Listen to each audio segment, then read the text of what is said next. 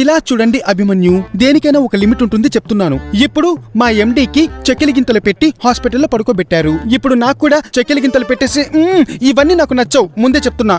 ఇలాగే నువ్వు నన్ను కంటిన్యూగా లవ్ టార్చర్ పెట్టావంటే ఆ తర్వాత నేను నిన్ను విచ్చలవిడిగా లవ్ చేయడం మొదలు పెట్టేస్తాను. విచ్చలవిడిగా లవ్ మాత్రమే చేస్తావా ఐశ్వర్య? కౌగులించుకొని ముద్దులవే పెట్టవా? కౌగులించుకొని ముద్దులు మాత్రం పెడితే సరిపోతుందా అభిమన్యు? ఇంకేమీ వద్దా? I love you Aish. I love you అభి.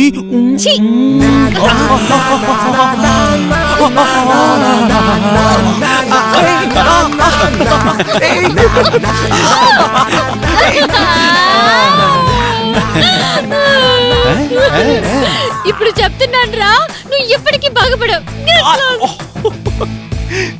మామా, కుర్రాళ్ళకి లవ్ పుట్టిందనుకో వాటేసుకోవాలని ఆశపడతారు, అమ్మాయిలకి లవ్ పుట్టిందనుకో కొట్టాలని ఆశపడతారా?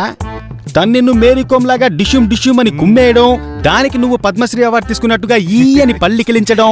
అరే నా దిష్టే తగిలేలా ఉందే. బావా, నా లవర్ నన్ను కొట్టేలా చేసావు, ఎప్పుడు తను నన్ను హత్తుకునేలా చేస్తావు? అందుకే నేను ఎలక్ట్రికల్ ట్రైన్ లో దువ్వాడకు తీసుకువెళ్తున్నా. నార్మల్ గా ఉండు. ఇంతకీ నీ ప్లాన్ ఏంట్రా? డైలీ క్వార్టర్ కొట్టేవాడు ఇంట్లో డబ్బులు ఇవ్వకపోతే బావిలో దూకుతానని బెదిరిస్తాడు. అదే పద్ధతిలో నీ లవర్ ని బెదిరించి దానిలోకి తీసుకొద్దాం. అర్థం కాలేదే. నీకు అర్థమై ఉంటే షాక్ అయి ఉండేవాడిని. నీకు అర్థం కాలేదు కదా, అయితే ఈ ప్లాన్ సక్సెస్. నీ లవర్ ఎక్కే స్టేషన్ వచ్చేసింది, నేను చెప్పింది మాత్రం చెయ్యి. ఓకే.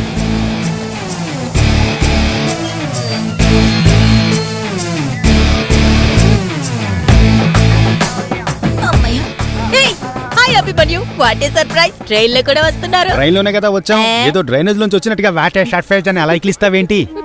హలో, నవ్వకండి, చాలా సీరియస్ మ్యాటర్. నా ఫ్రెండ్ మిమ్మల్ని బావా, నేనే ట్రై చేస్తాను రా, ప్రాక్టీస్ కూడా చేసి వచ్చాను. ఏంటి? ప్లీజ్. మనకి ఇంకా బోరే కొట్టదు. నీ వెనక నేను తిరుగుతాను ప్రతి క్షణము, గుండె నొప్పొచ్చినా మరచిపోను ప్రేయసి. తెగిన చెప్పుతో కొడతారా? 90 రోజులు నువ్వు నన్ను పడిగాపులు కాయించిన కారణాన్ని ఎప్పుడు తలుచుకున్నా నా గుండె ముక్కలవుతుందే ప్రేయసి.